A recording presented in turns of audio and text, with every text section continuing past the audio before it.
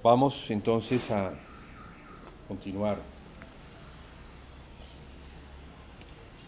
teniendo como base de nuestro compartir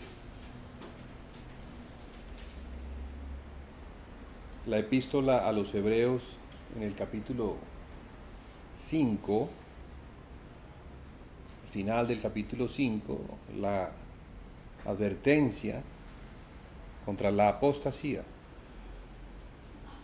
porque Julio, perdón, es que yo no sé si Max y ¿cómo que se llama?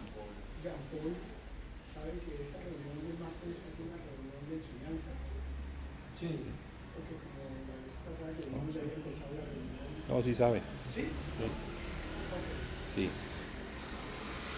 Entonces, repito, capítulo 5 de la epístola a los Hebreos, desde el verso 11 al verso 14, nos advierte, da una advertencia.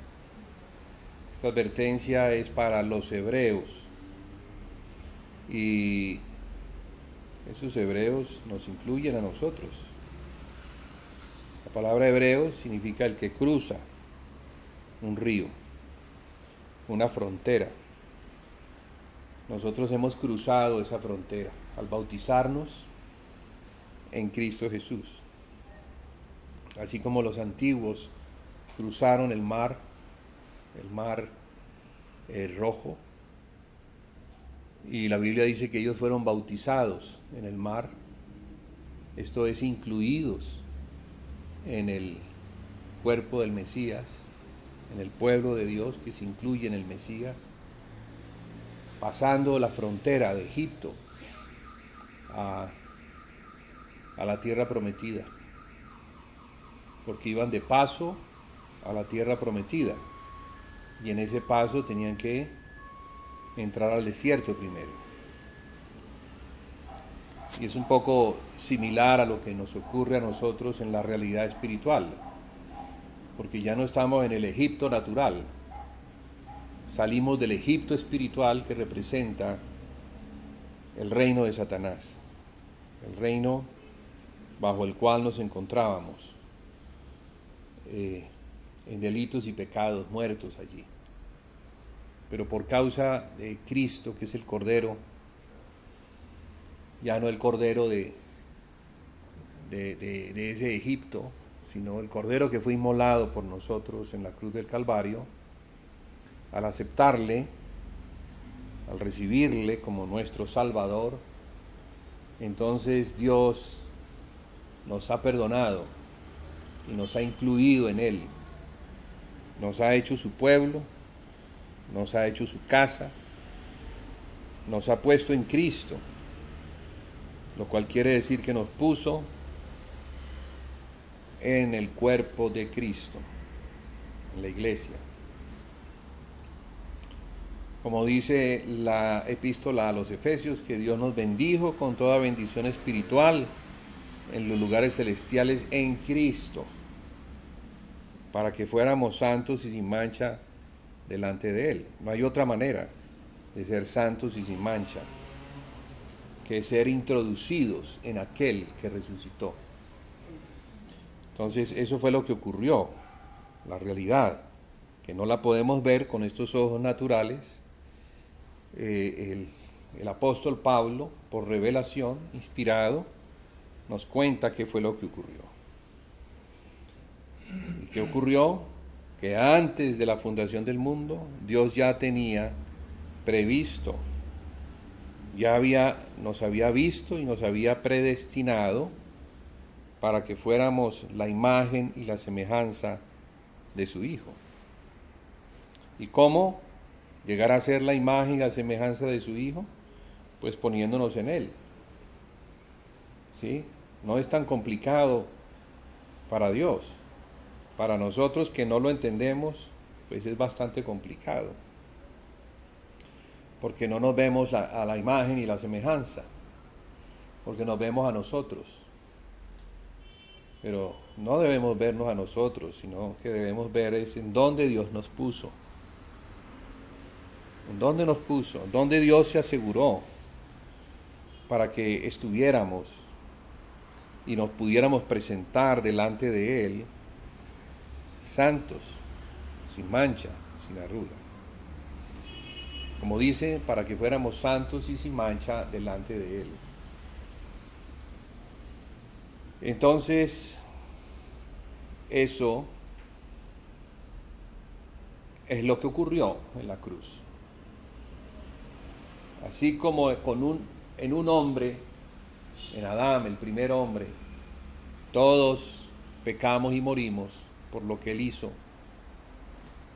También en la misma justicia, en la misma balanza, en el otro hombre que es Cristo, por lo que él hizo, nosotros fuimos incluidos en su obra. Ya no una obra de pecado, para que no sean contadas las injusticias, sino en una obra de justicia, la de Cristo. Entonces nos puso no solamente en la cruz, juntamente con Cristo, y allí entonces con Cristo nosotros hemos muerto, hemos sido juzgados en Cristo, la ira de Dios cayó sobre Cristo y sobre nosotros, para no perecer, porque ya lo que ha sido juzgado es un caso resuelto. Como dijo Jesús, tetelestai. Esa palabra significa pagado está, porque se pagó la deuda, ya se pagó. Dios no puede reclamar, porque sería injusto. Entonces no solamente nos incluyó en su muerte, sino que también nos incluyó en su resurrección. Y por eso la carta a los Efesios dice que así como Él fue levantado y sentado en los lugares celestiales, asimismo nosotros hemos sido levantados y hemos sido sentados juntamente con Él en esos lugares celestiales. Esa es la posición de la iglesia. Así es como tenemos que vernos, ¿sí? En Cristo. En Cristo. Pero ¿cuál es el problema? El problema es ignorar estas cosas. Cuando estas cosas se ignoran, entonces no se pueden tomar por la fe. Porque es por la fe que tomamos aquellas cosas que se hicieron en Él. De hecho, un pecador, si no conoce lo que Cristo hizo por él en la cruz del Calvario, se queda como pecador.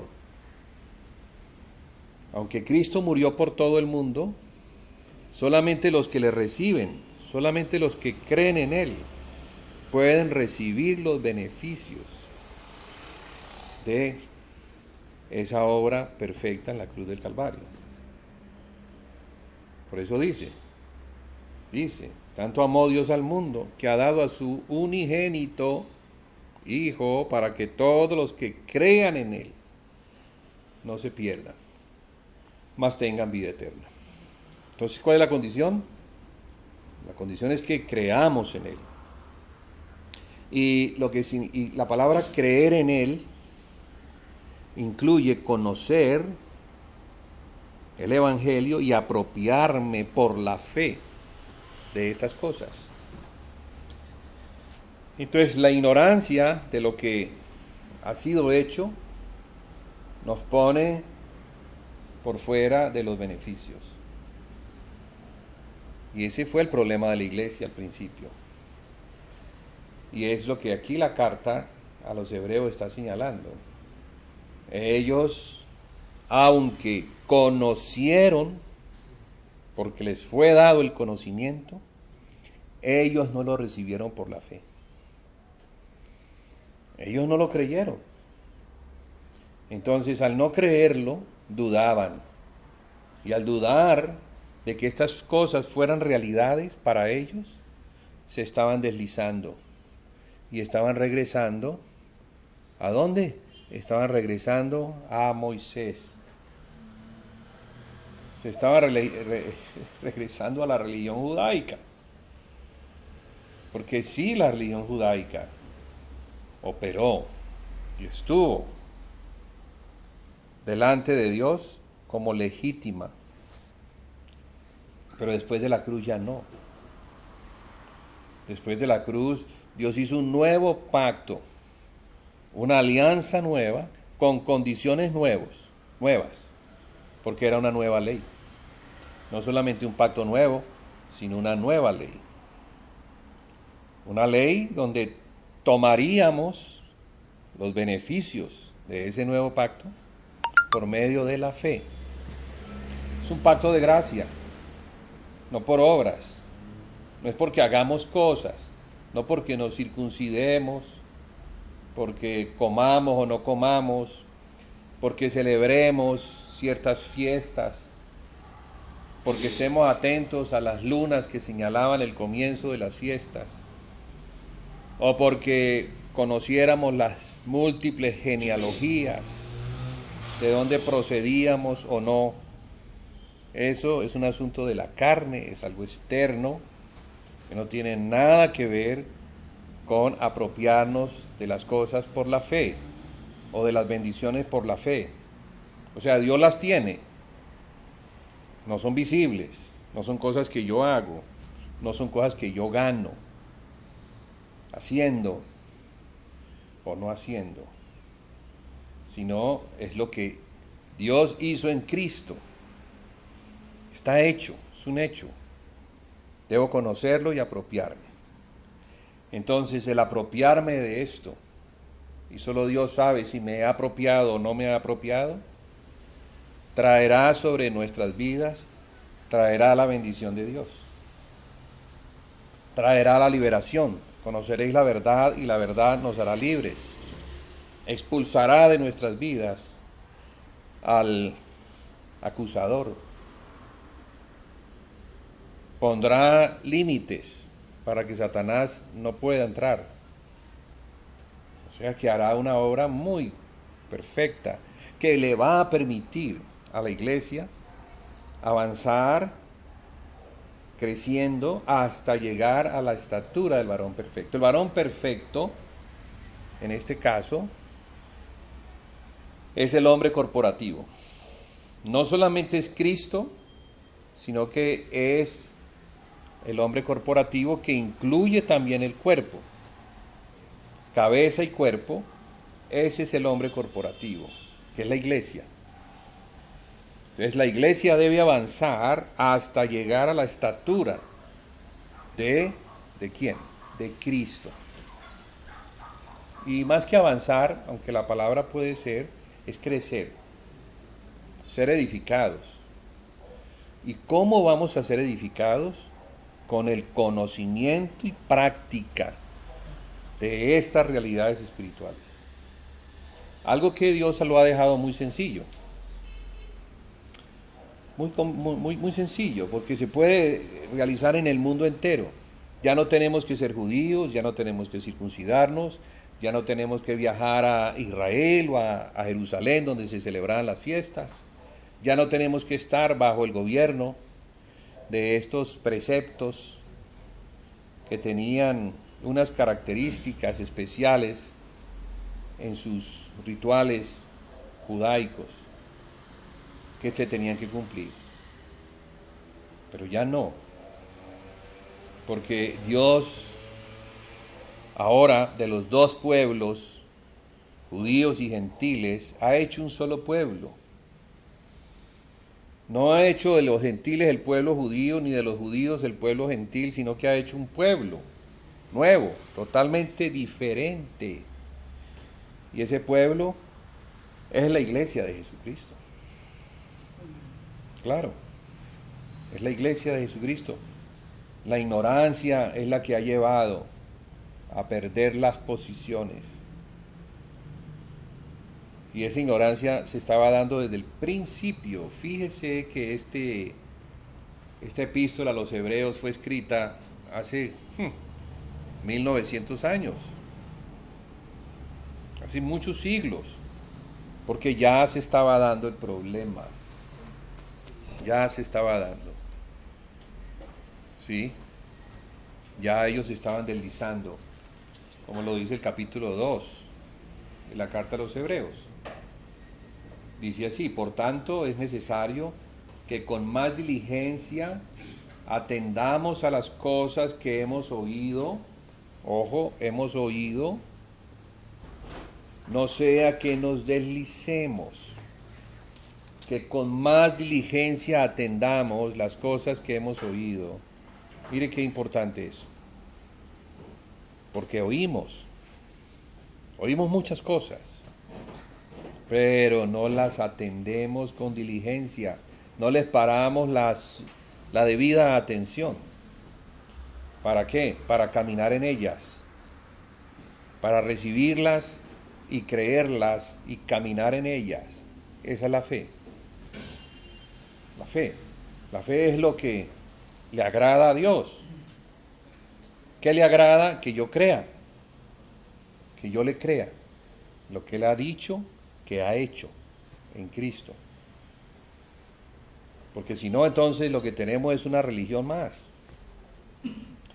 una religión cristiana, llena también de rituales y de reglas y de cosas que se hacen y que llevan a las personas al engaño, porque como las hacen, ellos piensan que están bien delante de Dios, pero resulta que ignoran realmente el Evangelio. Lo ignoran. O porque no lo leen, o porque no se les enseña, o porque definitivamente no lo quieren obedecer porque demanda cosas que ellos no quisieran hacer. Porque el Evangelio es demandante, la fe es demandante, definitivamente. Yo creo que esa es la razón principal por la que Sí, no hay una decisión claro, total de tomar sí, ese camino. porque Y eso es lo que nos ese camino no es amplio, esa dualidad ahí. camino bien estrecho, Y eso. y solamente pocos pueden caminar por él. Sí, Dios quiere que todos caminen, pero no todos van a caminar en obediencia a la fe. No, es triste, pero es así. Esa es una realidad histórica, no solamente es para la iglesia, fue también para Israel. Dice, amó tanto Dios al mundo, o sea, a todos. Claro, Para que todos. no excluyó a nadie, no excluyó a nadie. Porque hay gente que dice, pero ¿cómo? Entonces había unos ya desde antes que fueron escogidos y entonces Dios No, no es parcial. Dice que amó a todos, sí, que todo aquel. incluyó a todo el mundo, incluyó a todo el mundo, claro, a todo el mundo. Obviamente que Dios en su conocimiento, en su presciencia, sabe, Él sabe y se entristece de que no todo el mundo va a creer en Cristo. Entonces por eso es que predestina a los que sabe que van a creer y los organiza para que sean a la imagen de su Hijo. Entonces Dios es soberano. Dios en su soberanía determina salvar al mundo. En su soberanía sabe quién va a obedecer a la fe y también entonces a ellos les abre un camino, que es en Cristo. Eso no lo sabemos nosotros, eso lo sabe Dios. A nosotros nos corresponde obedecer a la fe. No decir, no, es que nosotros somos escogidos desde antes, entonces hagamos lo que hagamos, nos vamos a... Eso no se sabe. Dios sí lo sabe, pero nosotros no. Por eso están estas cartas que muestran lo que Dios sabe. Y Dios, a pesar de que sabe que algunos se van a desviar, se van a deslizar, les envía profetas, les envía maestros, apóstoles, para que se devuelvan del camino torcido. Es que es complicado porque nosotros queremos juzgar a Dios conforme a nuestra manera de ver. Dios lo ve todo, Dios sabe qué va a ocurrir dentro de 100 años, 1000 años, 2000 años, 6000 años. Dios lo sabe. Dios ya ve ese día. Lo ve. Y no lo ve así como nosotros lo vemos, sino que ve todo, absolutamente todo y a todos. Y ve las revueltas, y ve las personas, y ve los enemigos espirituales, ve las guerras. Eso todo Dios lo sabe. Y yo doy gracias de ser un hijo de ese Dios, el único que conoce todo y que nos quiso salvar en Cristo. Entonces, si nos aferramos a Cristo por medio de la fe, vamos a estar en su mano y nadie nos podrá arrebatar de Él. Nadie. Porque esas son decisiones de Dios, ni de nosotros mismos. Todo el que querrá venir, pues no podrá. ¿Por qué? Porque Cristo nos tiene en su mano.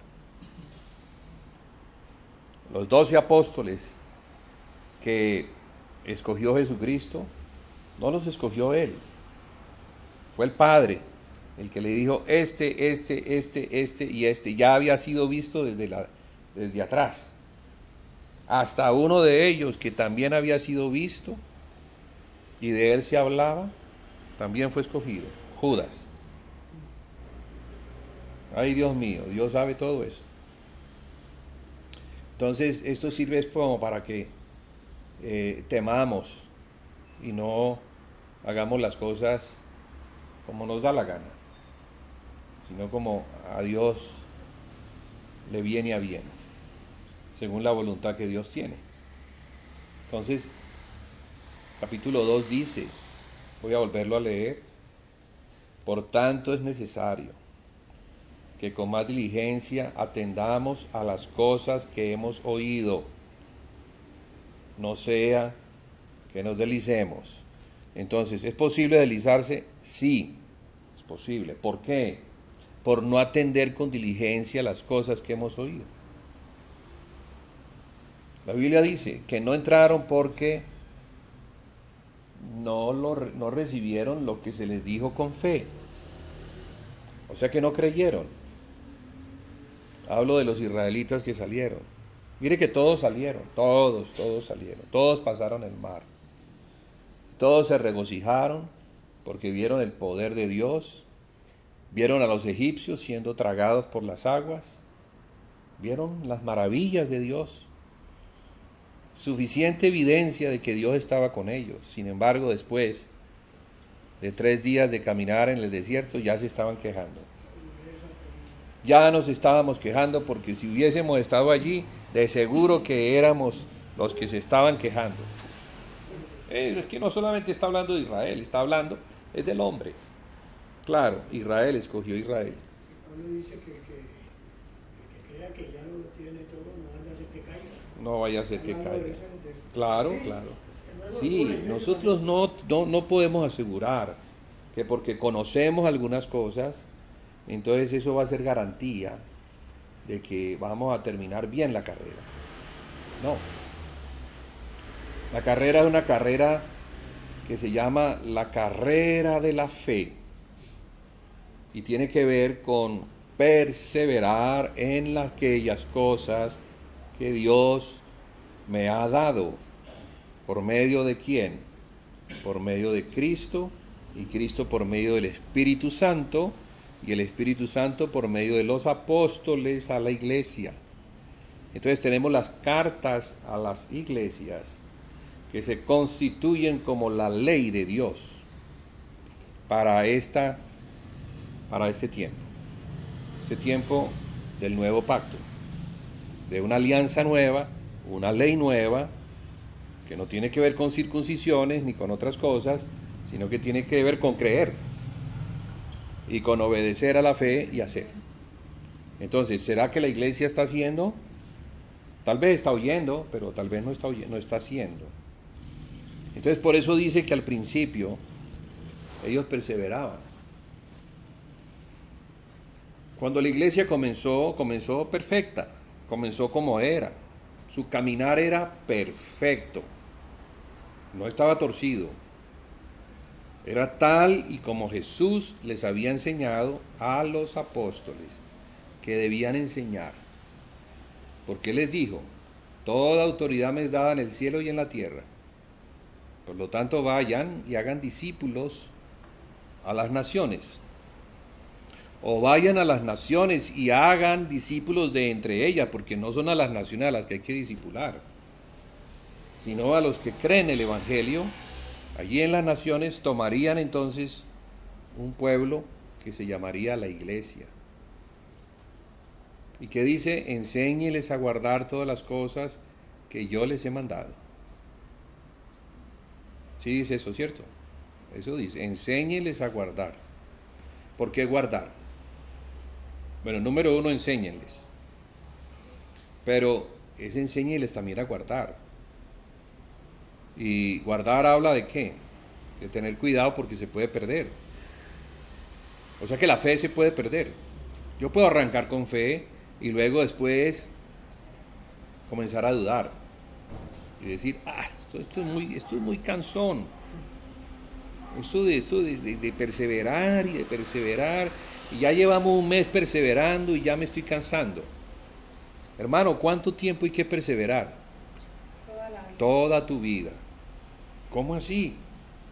O sea que las cosas no se me van a dar rápidamente. No y algunas nunca se te van a dar hasta que Él venga. Porque si fuera así, entonces pues no sería por fe, sería por vista. Pero Dios no quiere que sea por vista. Dios quiere que sea por fe. ¿Qué significa? Que le creamos a Él. Si Él dijo que lo va a hacer, pues lo va a hacer. ¿Cuándo? Ese no es mi problema. Los discípulos impacientes le preguntaron a Jesús, Jesús, ¿restaurarás el reino en este tiempo? Impacientes estaban. Y bueno, podríamos decir que tenían derecho legítimo, porque eso era lo que ellos estaban esperando, los judíos. Estaban esperando el Mesías, que el Mesías viniera y restaurara y colocara a Israel nuevamente en la posición de cabeza de las naciones, quitara al imperio, que en este caso era Roma, se sacudiera a Roma y estableciera a Israel allá, cabeza de las naciones. ¿Vas a restaurar, Señor, a Israel en este tiempo? Y Jesús les dice, un momentico, muchachos, a ustedes no les toca conocer los tiempos y las sazones que mi Padre tiene en su sola potestad. No les toca. Pero recibiréis poder cuando haya venido sobre vosotros el Espíritu Santo y me seréis testigos. Les cambió completamente la perspectiva.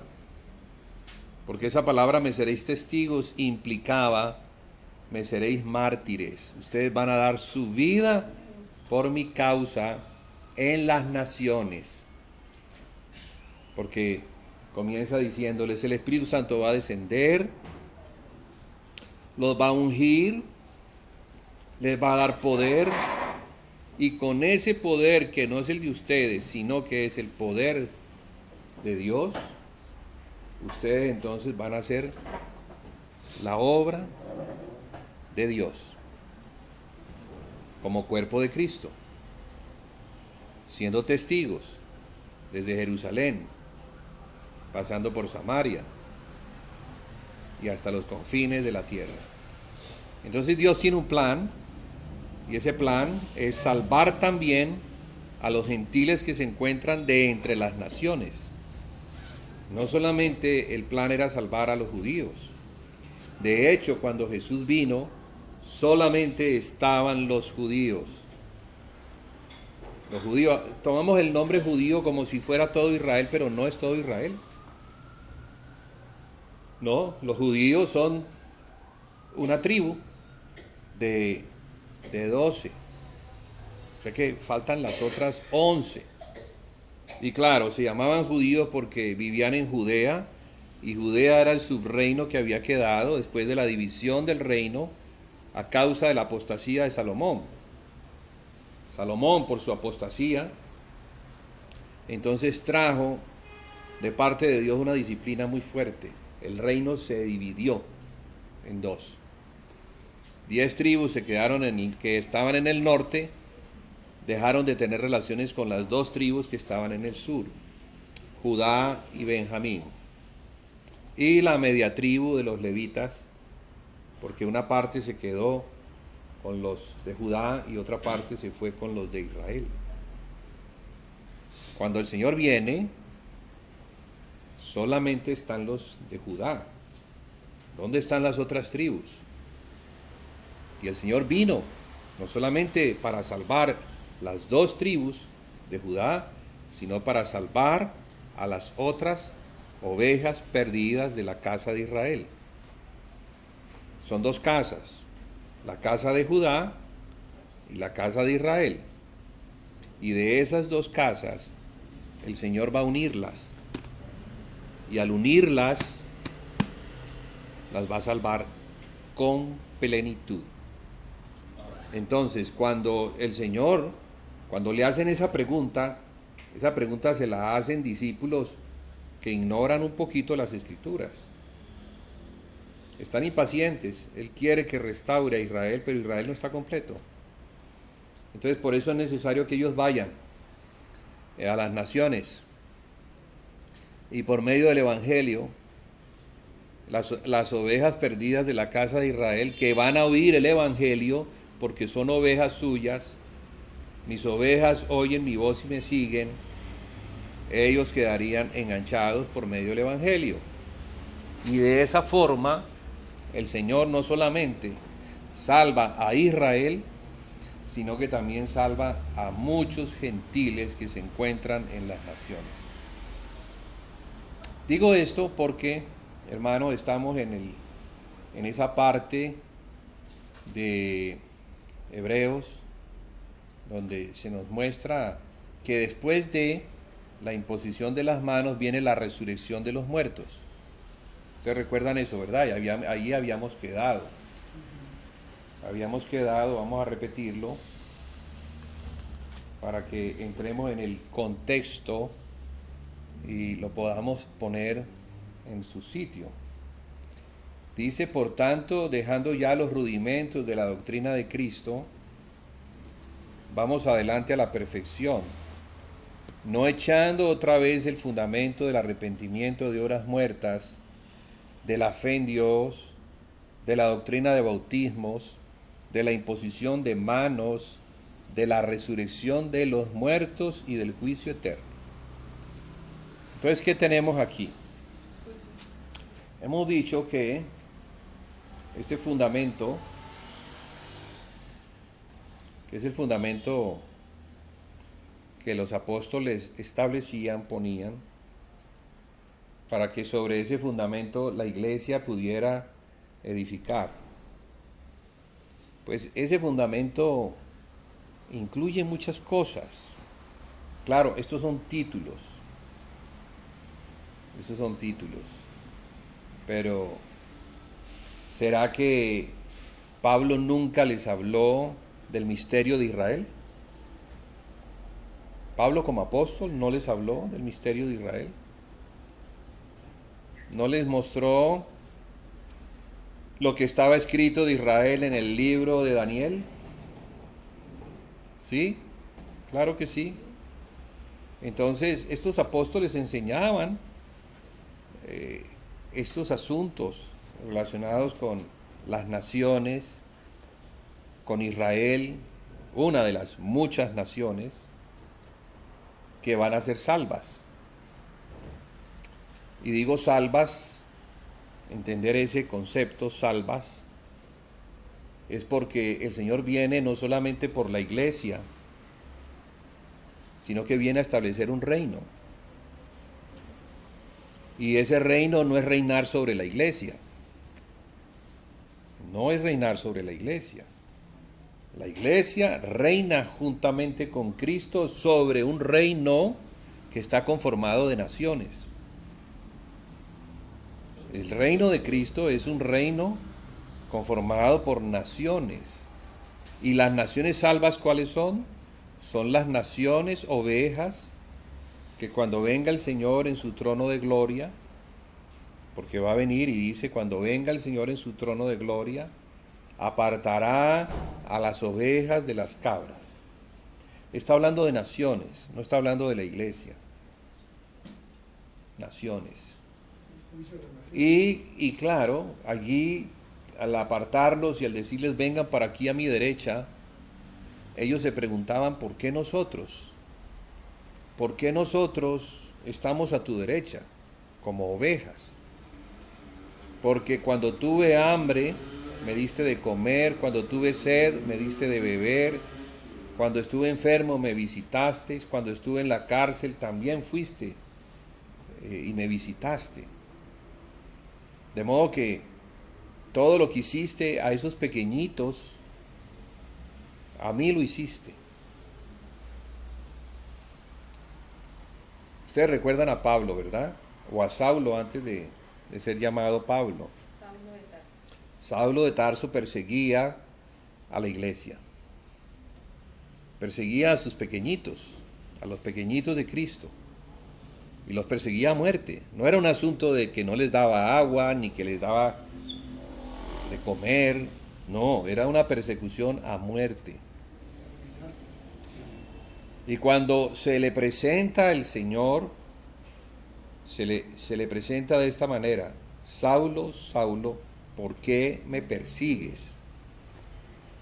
Fíjese que perseguir a un miembro del cuerpo de Cristo es perseguir a Cristo. No darle agua a un miembro de Cristo es no dársela a Cristo. Maltratar a un miembro del cuerpo de Cristo es maltratar a Cristo. Y esto nos muestra una panorámica que nos hace ver las cosas de una manera muy diferente. Porque la iglesia, como el cuerpo de Cristo, que el Señor nos ayude a ver que es el cuerpo de Cristo, y no es el cuerpo de ninguna otra persona, sino que este miembro, que puedo ser yo, ¿sí?, es Cristo en ese miembro. Este miembro es mi dedo, ¿verdad? Yo, como digo, mi dedo. Mi dedo, ¿cómo me sirve de bien? Ay, me está doliendo la mano. ¿Cuál mano? La mía. Entonces, al ser de Cristo, al estar puestos en su cuerpo, es Cristo en nosotros. Y cualquier cosa que hagamos o atentemos contra un miembro es un atentado contra Cristo mismo. El poner tropiezo para que un pequeñito caiga es tropezar a Cristo. El no servir a la iglesia es no servir a Cristo. El ser escasos para el servicio hacia la iglesia es ser escasos hacia Cristo. Eso es la madurez espiritual. Lo otro es una religiosidad mentirosa, farisea, en el sentido de que no es verdadera. Estamos creyendo cosas que no son y vivimos no conforme a la realidad espiritual, sino conforme a la imaginería de lo que nosotros en nuestra mente todavía terrenal, animal y diabólica, que no ha sido transformada por el Evangelio, entonces así miramos las cosas. Entonces por eso es que la iglesia no puede avanzar, porque no miramos a la iglesia como se debe mirar. Tenemos que mirarla como se debe mirar, arrepentirnos, que significa cambiar nuestra manera de pensar, y ahora sí, vivir la fe como se tiene que vivir. Y temer a Dios, porque vendrá un juicio y seremos juzgados conforme a la severidad, pero también conforme a la justicia, porque es una justicia y debe pagar conforme a lo que hemos hecho. ¿Cómo hicimos? No conforme a lo que pensamos, sino conforme a lo que hicimos. Gracias, que tiene que ser así. Porque de no ser así, entonces, no, mejor dicho, pues, ¿cómo sería pues el juicio? O sea, Dios no me va a juzgar conforme a lo que yo pensé hacer, sino a lo que en realidad hice conforme a la fe. Porque la fe sin obras es muerta.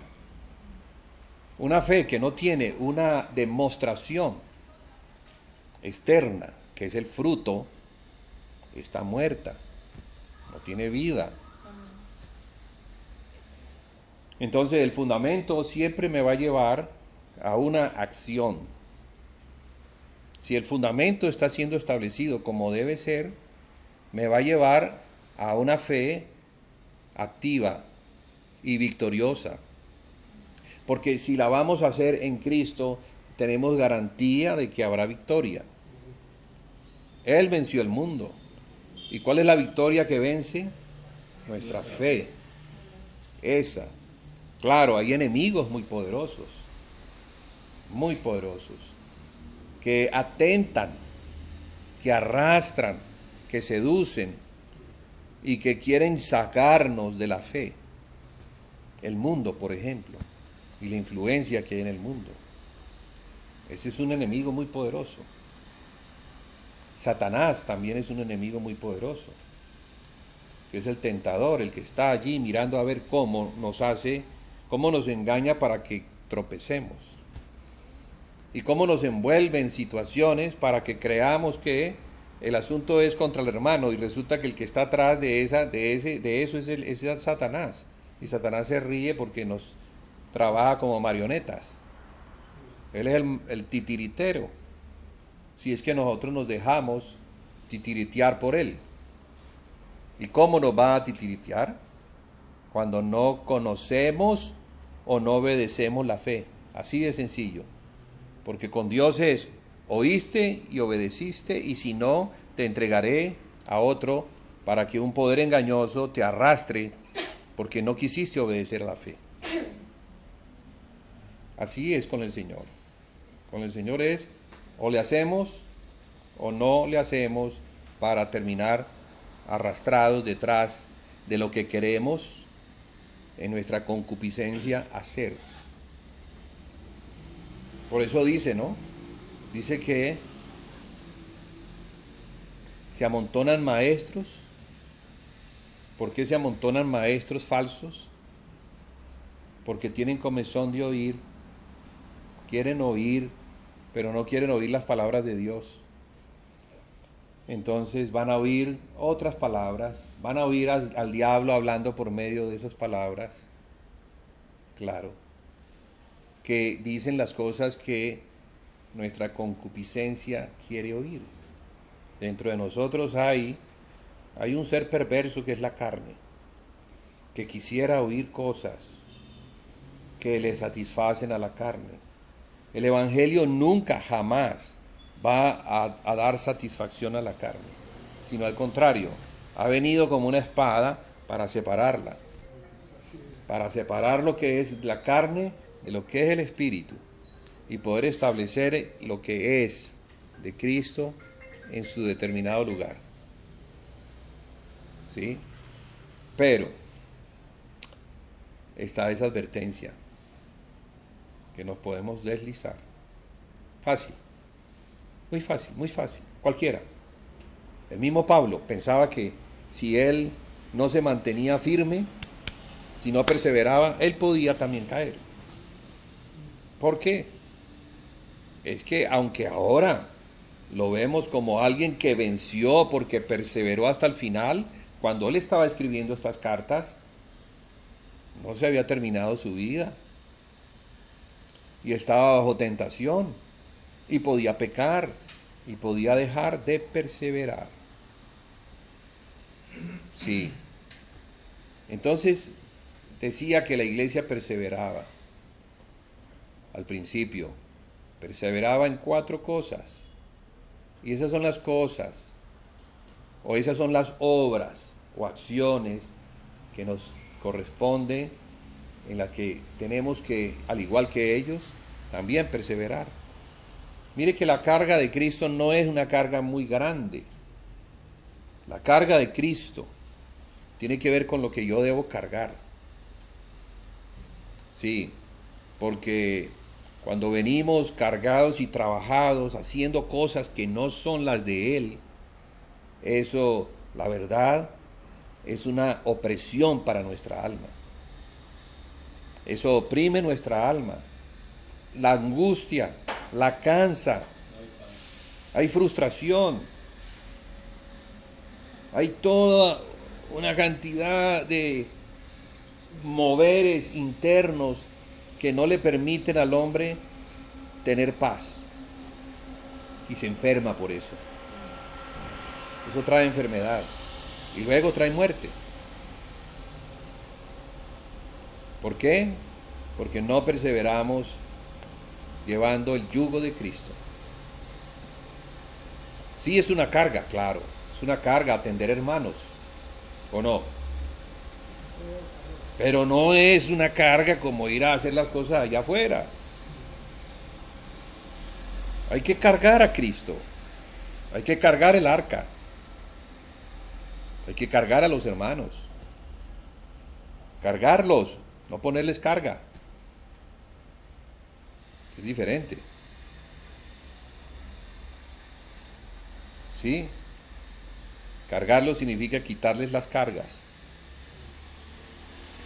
Y escojo yo tomar la carga. Porque esa es la vida que agrada a Dios. Sí.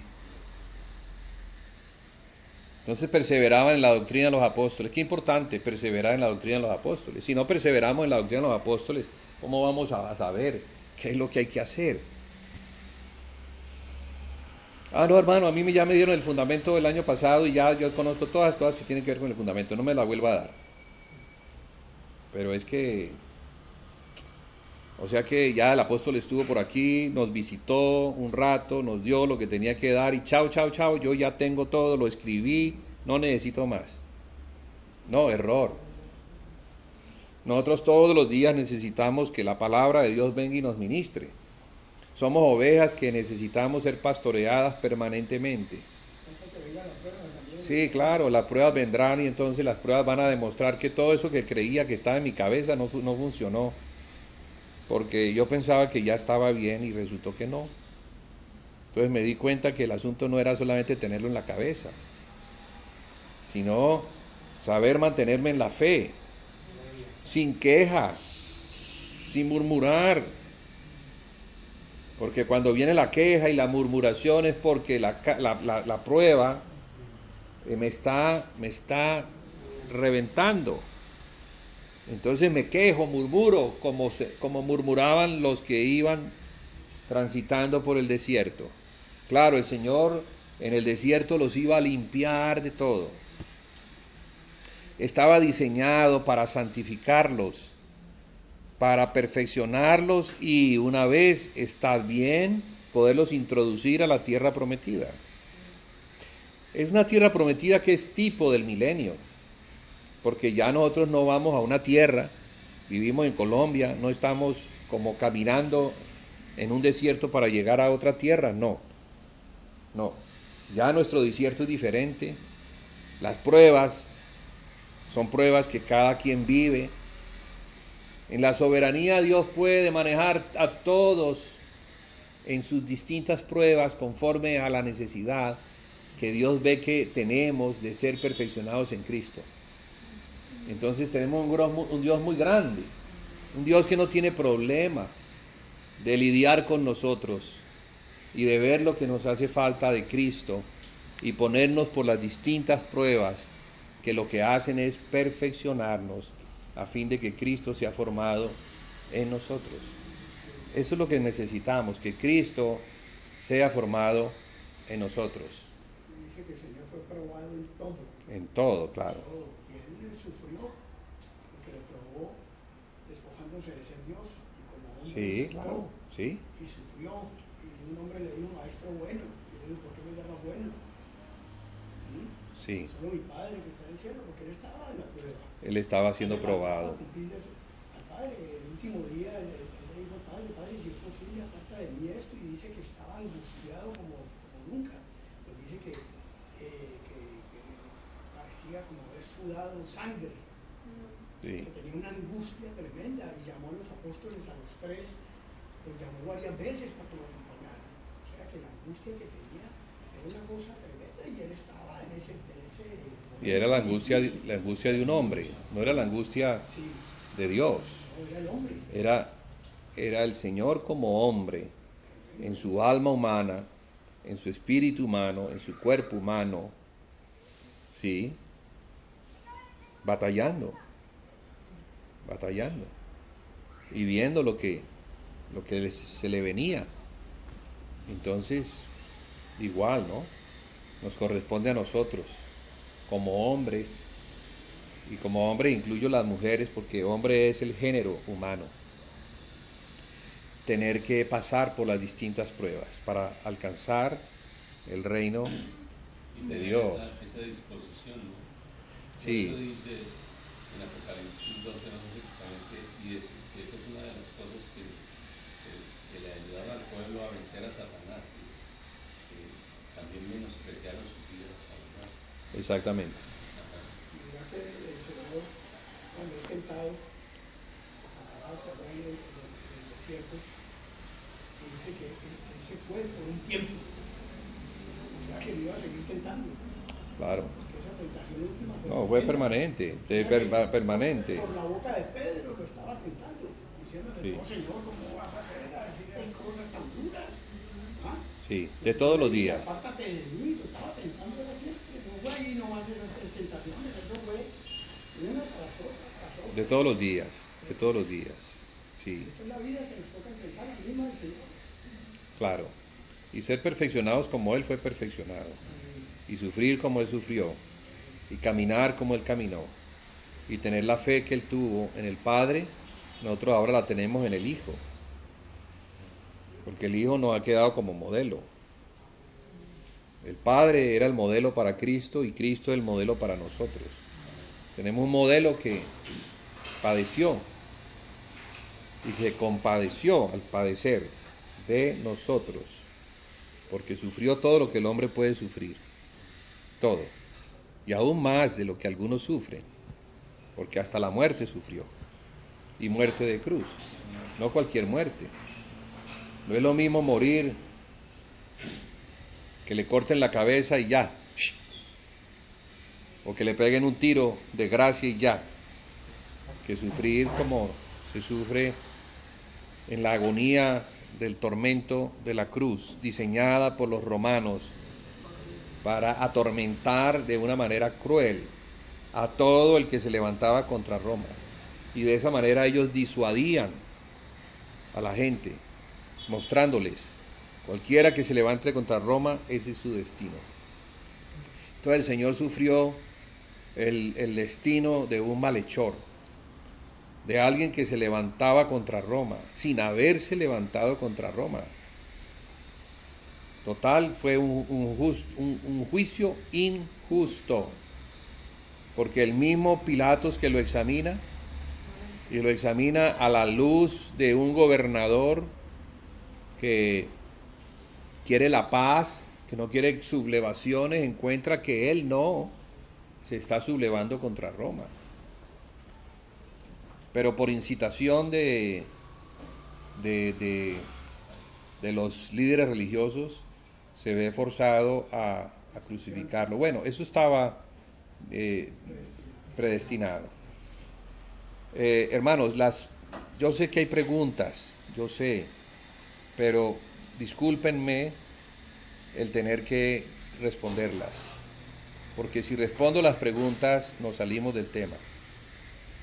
Hay un tema que vamos a desarrollar, espero desarrollarlo, y entonces ayúdenme ustedes a que desarrollemos el tema, a fin de que todos, absolutamente todos, podamos ser iluminados. Y quizás las preguntas que se tengan son resueltas a lo largo de eso. Después vamos a dejar un espacio para preguntas, cosas que quedaron de pronto no claras, o incluso otras cosas, ¿verdad?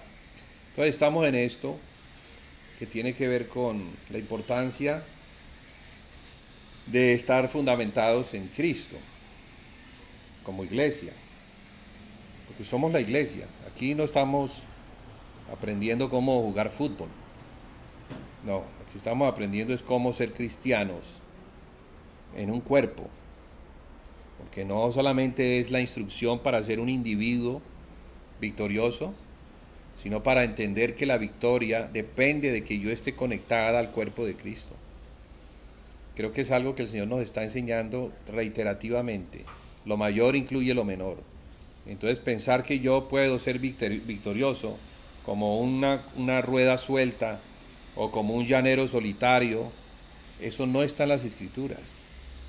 En las Escrituras es en que si soy miembro de la iglesia, o pertenezco a la iglesia, soy miembro del cuerpo de Cristo. Y como miembro del cuerpo de Cristo, entonces me corresponde conocerlo, discernirlo y participar en la edificación de ese cuerpo. Aislarme de ese plan es aislarme de Dios, aislarme de Cristo, aislarme de la palabra y pensar que yo puedo hacer las cosas como a mí me parecen, pero eso, repito, no está en las Escrituras. En las Escrituras es que el cuerpo de Cristo no solamente es universal, sino que también es local. Y debe ser local, porque si no, entonces, ¿cómo es que nos vamos a conocer? ¿Cómo es que nos vamos a apoyar? ¿Cómo nos vamos a edificar mutuamente? ¿Cómo nos vamos a someter unos a otros? ¿Cómo vamos a cargar las cargas de los unos? Si así no fuera, entonces estaríamos hablando de otra cosa. Pero lo que está aquí en las Escrituras es lo que yo veo en las Escrituras. Y es lo que al principio se veía en la iglesia de Jerusalén. La iglesia de Jerusalén perseveraba en la doctrina de los apóstoles, pero también en la comunión de unos con otros, fíjese. O sea que la comunión de unos con otros también está incluido dentro de las perseverancias, dentro de aquellas cosas que los cristianos hacían. ¿Qué significa comunión de unos con otros? Significa que hay una actividad del cuerpo de Cristo. Hay una hermandad. Hay un conocimiento y un reconocimiento. No solamente sé que Él es mi hermano, sé cómo se llama, dónde vive, con quién está casado, qué hijos tiene, para orar por Él, sino que además le reconozco como un miembro que tiene algo de Cristo. Cristo le ha dado algo que yo no tengo. Entonces, eso que Él tiene que yo no tengo, yo lo necesito. Lo necesito para estar completo. Porque la plenitud del cuerpo no solamente es la plenitud de todos, sino que es la plenitud de cada uno, en el todo. Para que a mí no me falte nada. Y todo lo que me hace falta lo reciba de Cristo en cada uno de los miembros. Ignorar estas cosas es estar con una estatura espiritual muy corta, pero muy corta. Y precisamente por esa cortedad es que a veces decimos cosas que son necias y no nos conectamos, no nos hacemos uno con el hermano, uno con la iglesia, uno con Cristo, uno con Dios. Jesús dijo, yo y el Padre somos uno. Y la misma gloria que el Padre me dio, yo les he dado a ustedes para que ustedes también sean uno conmigo. Si ustedes son uno entre ustedes y son uno conmigo, son uno con el Padre. Padre, yo oro para que ellos sean uno, para que el mundo conozca que tú me has enviado. Fíjese, testimonio. Para que el mundo conozca que de verdad Cristo vino. Porque ¿qué es lo que dicen hoy? No, pues el Cristo de ustedes es muy raro. Yo no quiero ese Cristo, porque ustedes están divididos. Están divididos. De modo que si tú me vienes a hablar de Cristo en la división en la que yo sé que te encuentras, no me vengas a hablar. Yo no quiero eso. Yo estoy más unido que tú en tu división. Entonces, cuando vamos a predicar el Evangelio, ¿con quién nos encontramos? Con un enemigo feroz, que es Satanás, que va a decir, no, yo a Jesús conozco, yo a Pablo también lo conozco, ¿y tú quién eres? Que vienes aquí a echarme a mí. No, no me va a echar. No, primero tienes que resolver tus asuntos de falta de unidad, tus asuntos de falta de perdón, tu falta de reconciliación, porque yo conozco las Escrituras, tal vez tú no, pero yo sí, dice Satanás. Claro que las conoce. Y por eso es que nos señala y nos acusa delante de Dios. Entonces, para poder vencer a Satanás, hay que conocer las Escrituras. Hay que saber que es por la sangre del Cordero que fuimos nosotros lavados, limpiados una y otra vez, y aunque seguimos pecando, la sangre sigue allí para perdonarnos y reconciliarnos una y otra vez, porque es un proceso de madurez, y mientras viene el proceso de madurez, en ese estado de infancia vamos a pecar, ¿o no? Sí, digo yo, porque yo soy el primero. Entonces yo soy el primero en tener que correr a Cristo para que nuevamente me perdone, para que haga como hizo con Pedro, porque le negó 3 veces. Sí, a pesar de que Pedro le había negado 3 veces y Pedro sabía, porque había oído, el que me niegue a mí, yo lo voy a negar. Pedro había oído eso. Entonces dijo, no, ¿ya qué? Mejor dicho, ya no hago parte del llavero. Ya no hago parte de sus discípulos. Yo lo negué. Estoy por fuera. Eso era lo que él sabía y tenía razón. La tenía. Pero el Señor se acercó a él y lo salvó de ese estado en el que se encontraba. Pedro, ¿me amas? El hombre no sabía si decirle sí o no, pues claro, le había negado, entonces si le ama, pues ¿cómo lo niega? Sí, Señor, yo te amo. Bueno, si me ama, entonces pastorea a mis ovejas. Lo está restaurando. Lo está restaurando como un pastor. Y lo restauró. O sea que el Señor nos restaura. Sí, no vamos a negarlo ahora, pues, para que venga el Señor y nos restaure como pastores. No, lo que nos muestra es que vamos a seguir pecando, hermanos. Sí, pero ahí está el Señor. Ahí está el Señor como nuestro pastor que nos consuela y nos restaura si estamos dispuestos a recibir el abrazo y la consolación y la restauración que viene como consecuencia de su sangre, porque el Señor se le presentó después de haber muerto. Ellos ya habían participado de la sangre, ya habían tomado la sangre del nuevo pacto, entonces la sangre estaba para volver a cubrir, volver a restaurar, volver a unir aquellas cosas que se habían separado por causa de nuestro pecado. Entonces, necesitamos ponernos bajo la cobertura del Espíritu Santo. No bajo la cobertura de los hombres, sino bajo la cobertura de Cristo. Y esa cobertura de Cristo es la palabra que dan los apóstoles. No vamos a seguir a los apóstoles, vamos a seguir a Cristo, que dio doctrina a ellos para que todos miraran a Cristo. Ese era el problema.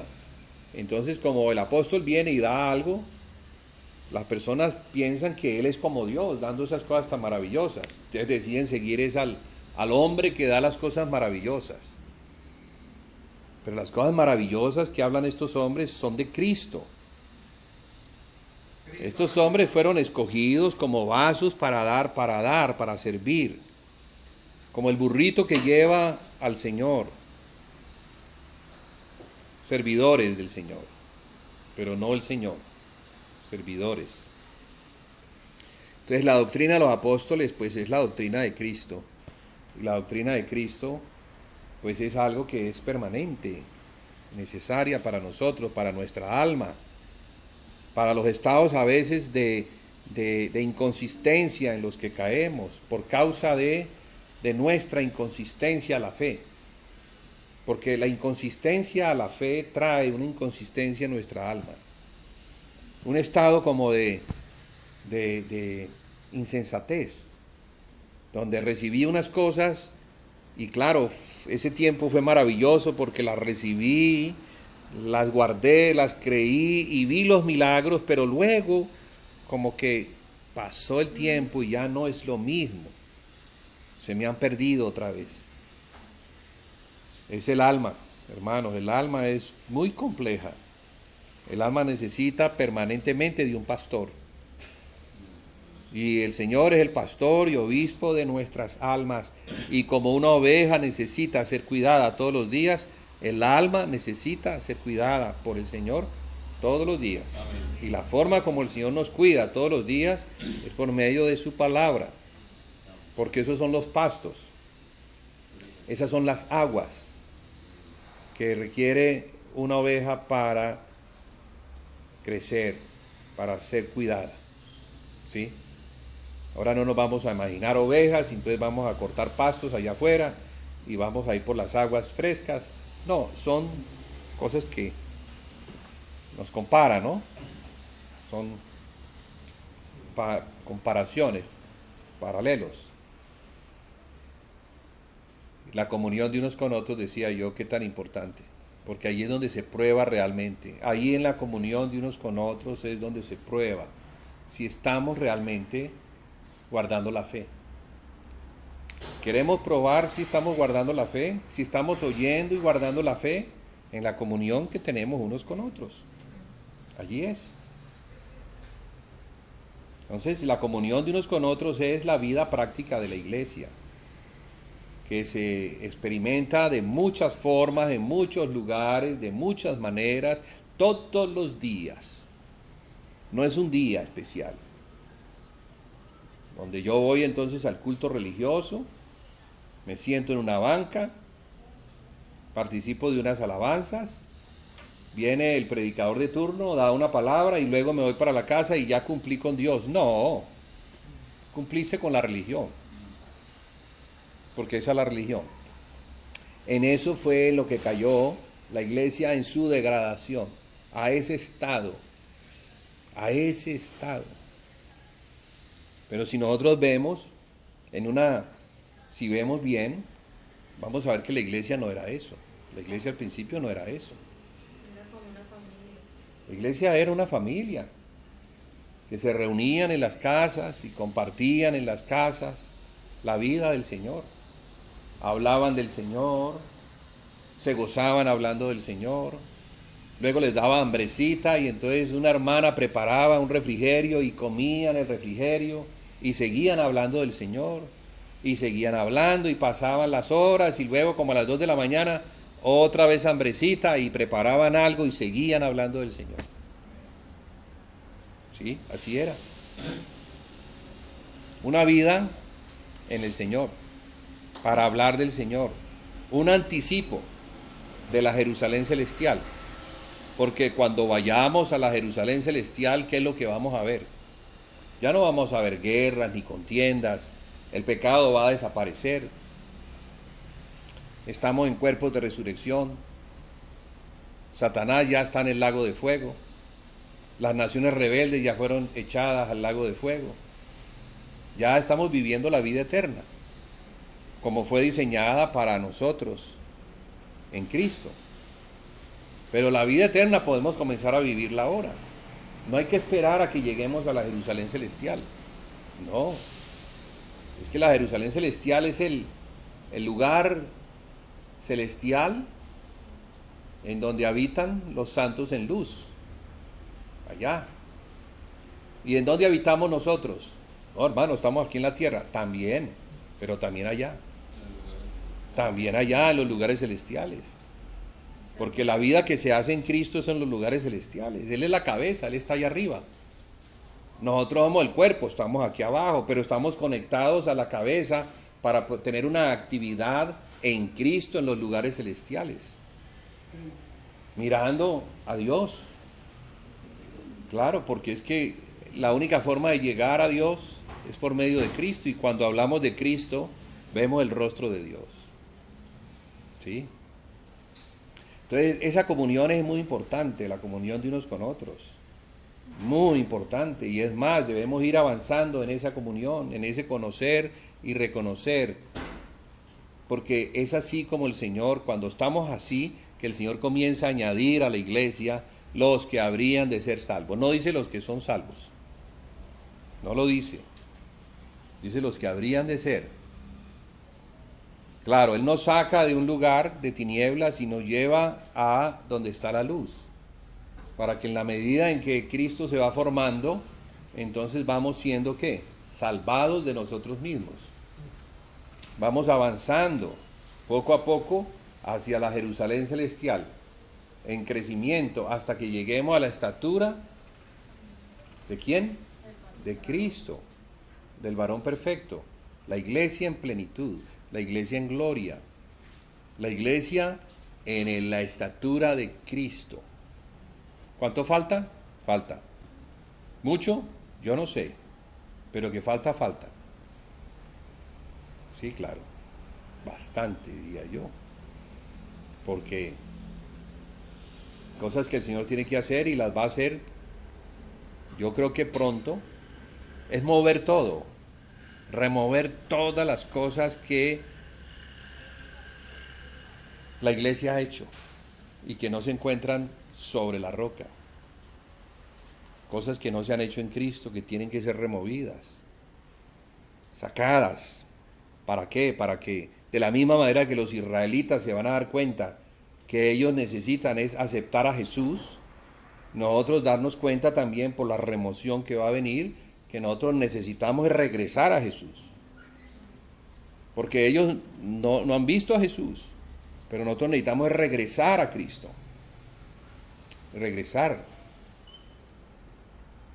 Él está tocando una puerta a la iglesia de la Odisea, que es la última de las 7 iglesias, mostrando en el tiempo escatológico, que es la iglesia del final, que podríamos decir que es el conjunto de la cristiandad, el estado de la cristiandad, incluidos todos los énfasis y las sectas, ese estado. ¿Y cuál es ese estado? Tibio, ni frío ni caliente, tibio. Se creen ricos, pero son pobres. Ellos creen que ven, pero están ciegos. Ellos creen que están vestidos, pero están desnudos.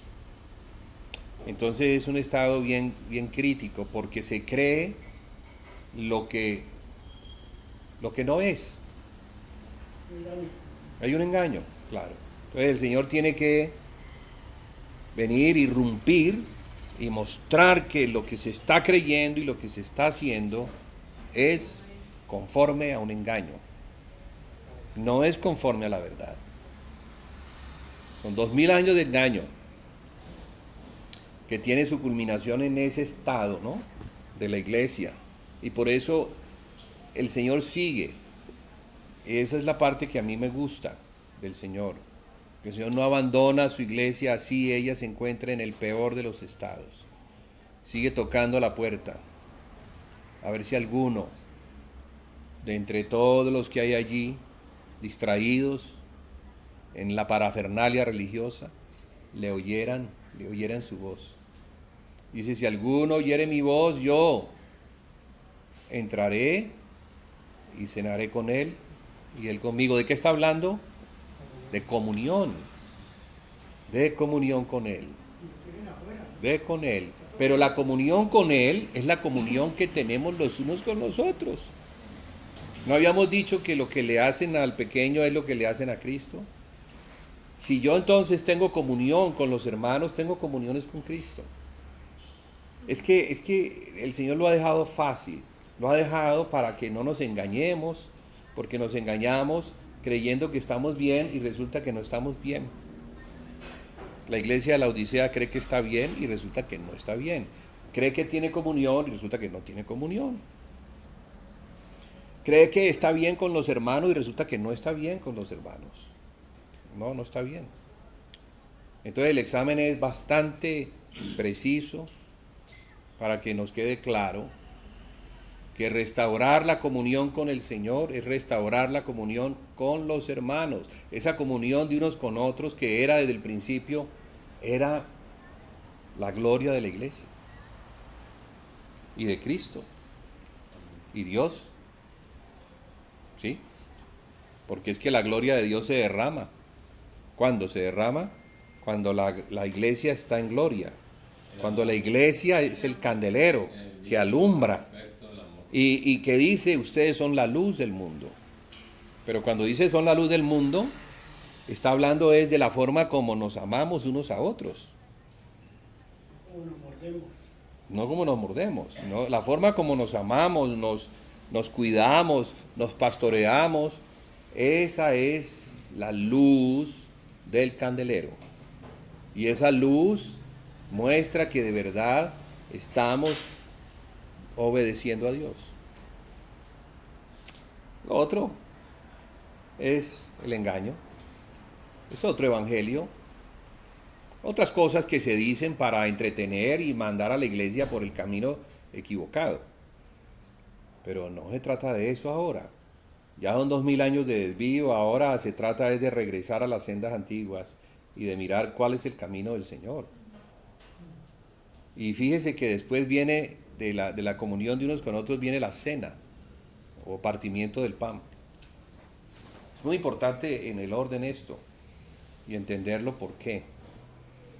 Porque cuando estamos en comunión unos con otros podemos cenar en paz. Y la sangre del Señor Jesucristo nos limpia de todo pecado y nos libra de toda maldad. Eso es lo que dice Juan, la carta, la primera carta. Que si estamos en luz, o sea, si el candelero está alumbrando, tenemos comunión unos con otros.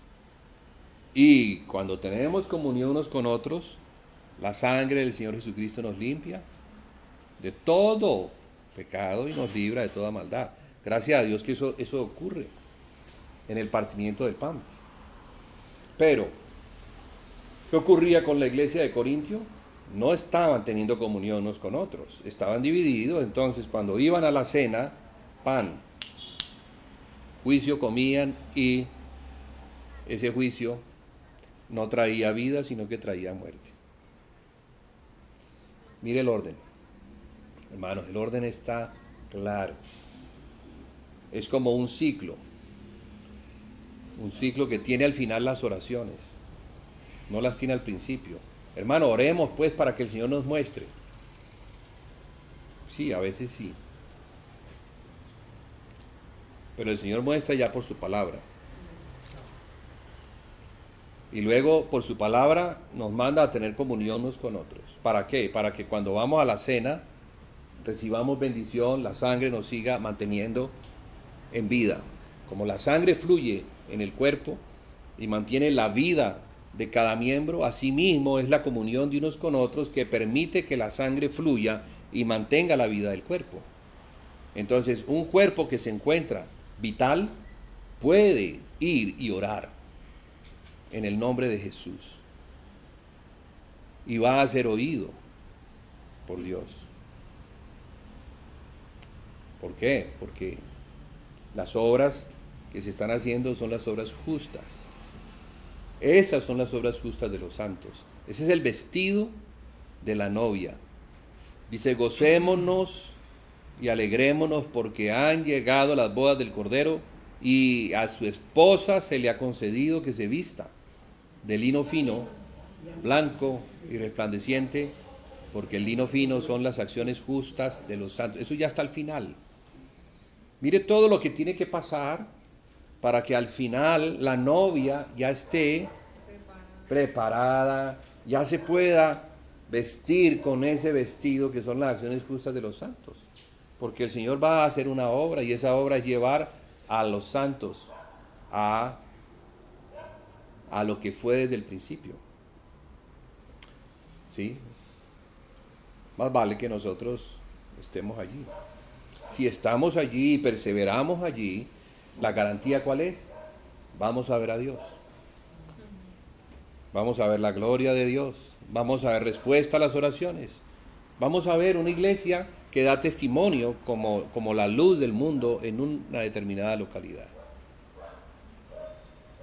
Y bueno, no sé qué hora es. ¿Cuánto llevamos? Falta un cuarto para las 9. Y de nuevo, hermanos, tengo noticias. Hemos querido entrar en el tema de la resurrección y todavía seguimos hablando de estas cosas necesarias. ¿Por qué? Porque entre la imposición de manos y la resurrección hay todo un tiempo, todo un periodo. Porque nos muestra la iglesia y nos muestra el final de la iglesia, que incluye a aquel pueblo que aún no ha sido incluido, que es el pueblo de Israel. Recordemos, hermanos, que la iglesia no está conformada únicamente de gentiles. La iglesia está conformada de judíos y de gentiles. Y hoy en día, ¿cómo están los judíos en relación al Señor Jesús? Porque la iglesia es la iglesia de Jesucristo, no es la iglesia de Moisés. Es la iglesia de aquel que Dios envió y del cual habló Moisés, porque Moisés no se opone a estas cosas. Moisés habló para que pudiéramos recibir a aquel del cual Moisés habló. No vaya a ser que sean cortados, eso dice Moisés, porque el Señor les enviará a alguien al cual tienen que seguir, al cual tienen que oír y obedecer, no vaya a ser que sean cortados. Y eso fue lo que pasó con ellos, que fueron cortados. Fueron cortados, las ramas fueron cortadas, desgajadas.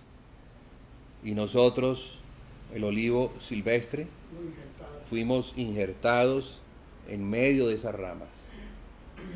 Podríamos decir que las ramas fueron cortadas, pero algo quedó. Esas ramas pueden ser vueltas a colocar en su debido lugar. Y eso es lo que va a suceder. Lo que va a suceder al final del tiempo es que el Señor, completando la obra de salvación de todo el mundo, ¿sí?, en las naciones, va entonces a tomar un pueblo para su nombre. Y una vez lo haya tomado, una vez esté completo, porque Él sabe cuál es el número, tanto de gentiles como de judíos, entonces Él va a venir a recoger ese pueblo. Él lo va a tomar y se lo va a llevar, para que ese pueblo, que es la iglesia, esté siempre con Él.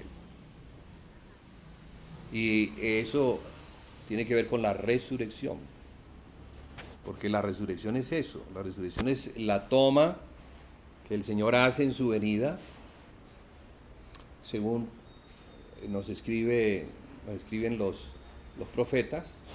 Pablo dice que cuando venga el Señor va a resucitar primero a los que están en Él. Y luego, los que hayan quedado vivos hasta esa venida, Él se los va a llevar, los va a tomar. La palabra que se usa es rapto. ¿Y cómo se los va a llevar? Pues para llevárselos en el mismo estado en el que se lleva a los que han resucitado, pues tiene que ponerlos en el estado de gloria. Entonces, en un momento, en un abrir y cerrar de ojos, estos van a ser transformados. Pero primero, los que murieron en Cristo, y luego los que se encuentren vivos hasta su venida. No, ellos no van a probar la muerte. ¿Quiénes dicen ellos? Los que van a ser tomados, los que van a ser raptados, no van a pasar por la muerte. Sino que van a ser transformados. Van a ser tomados y a ser tomados van a ser transformados en un instante, en un abrir y cerrar de ojos, van a ser transformados en cuerpos de gloria, resurrección. ¿Sí? Pero vamos a ir poco a poco. O sea, aquí mostramos la generalidad y luego vamos a ir a los detalles para que no nos quedemos como, uy, tengo muchas preguntas. Claro, hay muchas preguntas que van a salir de allí. Pero vamos poco a poco, vamos con paciencia, leyendo también, leyendo las Escrituras y entendiendo este asunto que detiene la resurrección. Porque la resurrección se va a dar cuando el Señor venga. Pero el Señor no va a venir hasta que Israel no diga, bendito el que viene en el nombre del Señor. Ahí está escrito en Mateo 23. Dice, vuestra casa os es dejada desierta, y os digo que desde ahora no me veréis, hasta que digáis, bendito el que viene en el nombre del Señor. Entonces, ahí está implícito que Él va a regresar, pero también está implícito cuándo. Y ese cuándo es cuando ellos digan, bendito el que viene en el nombre del Señor, porque a Él lo rechazaron. Él ha dejado la casa vacía en ese momento. Claro, pues Él estaba saliendo. Y Él es el Señor de la casa. Él es la razón de ser de esa casa. Entonces, el que ellos rechacen al Señor Jesús va a traer como consecuencia que esa casa quede vacía, sin un protector, sin un Mesías, sin un Señor, sin un pastor. La verdadera arca. Sí, exactamente. Siguen buscando ellos. Claro. Ellos llevan 2000 años esperando que el Mesías venga cuando ya vino. Entonces quieren construirle un templo para que Él venga, ignorando que el templo que hay que construir para que Él venga son ellos mismos, como la casa de Dios, como el templo del Espíritu Santo, ellos mismos. Porque Dios no quiere ya habitar en templos hechos por el hombre.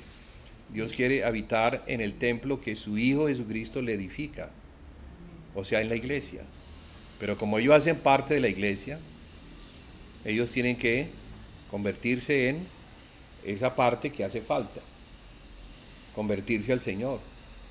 Y entonces pues, ellos ya van a entender que es un asunto espiritual, que no es un asunto terrenal, carnal, de edificar una casa muy bonita, sí, claro, gloriosa, para que Dios quepa. Pero era que no hay una comprensión, porque ahora, digo yo, gracias a Dios, el Espíritu Santo nos ha revelado que las cosas ya no son naturales en la carne, sino que son en el Espíritu, y que Dios es Espíritu, y los que le adoran en Espíritu es necesario que le adoren. Ya no es ni en Jerusalén, ya no es ni en Samaria, como hacían los samaritanos, sino que ahora es la iglesia la que en el Espíritu de Cristo adora al Señor, sacrifica al Señor. Pero el sacrificio ahora al Señor no son los sacrificios que se hacían en el templo de carne, sino que ahora los sacrificios tienen que ver con la renovación de nuestra mente, con el negarnos a nosotros y tomar la cruz cada día. Fíjese que ese fue un sacrificio. El Señor tomó la cruz y fue el sacrificio que adoró a Dios. Ahora nosotros también la tomamos, pero no de esa manera natural, carnal, sino de una manera que el Señor dice, negarnos a nosotros mismos. O sea que experimentar la cruz, que es el sacrificio de adoración a Dios, es el negarnos a nosotros mismos, que implica transformar mi mente en la mente de Cristo. Ya no es mi mente pensando lo que quiere, queriendo lo que quiere, dejándose arrastrar por los deseos engañosos que hay en la carne, sino por una mente firme en la fe. Porque si no es en la fe, hermanos, no estamos realmente cumpliéndole al Señor. No estamos siendo los sacrificios vivos. que se espera.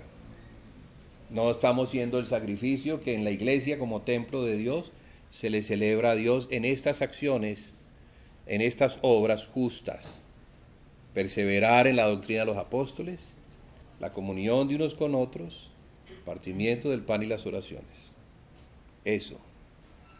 Tener una buena comprensión de esto va a implicar el tener acciones justas. Justas no en nosotros, sino en Cristo.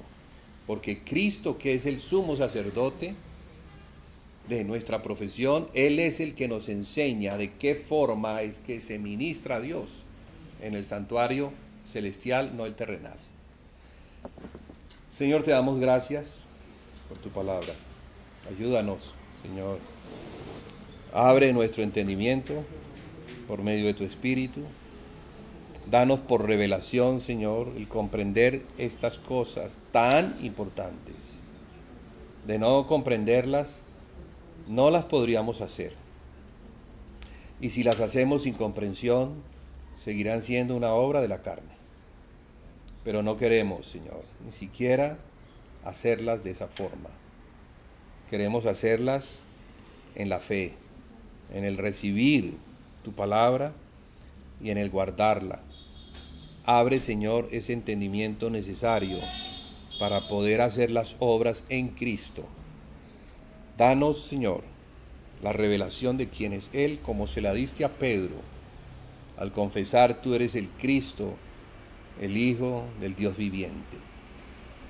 Eso maravilló al Señor Jesús y le dijo: bueno, y yo te digo que tú eres Cefas, pero sobre eso que has oído, yo edificaré mi iglesia. Sobre esa roca, sobre ese fundamento, yo edificaré mi iglesia. Cámbianos también como le cambiaste a Cefas el nombre, porque tú nos vas a dar un nombre cuando por revelación recibamos aquellas cosas que se nos muestran de Cristo. Un nombre nuevo, una piedrecita nueva, y en esa piedrecita nueva un nombre nuevo que cada uno conoce conforme a lo que tú ves de nosotros, Señor, como piedras vivas establecidas en ese lugar, conforme a lo que está escrito para hacer. Señor, háblanos, muéstranos, establécenos en tu casa, a fin de que conforme a lo que tú nombras de nosotros, tengamos esa identidad. Te lo pedimos en el nombre de Jesús. Amén y amén.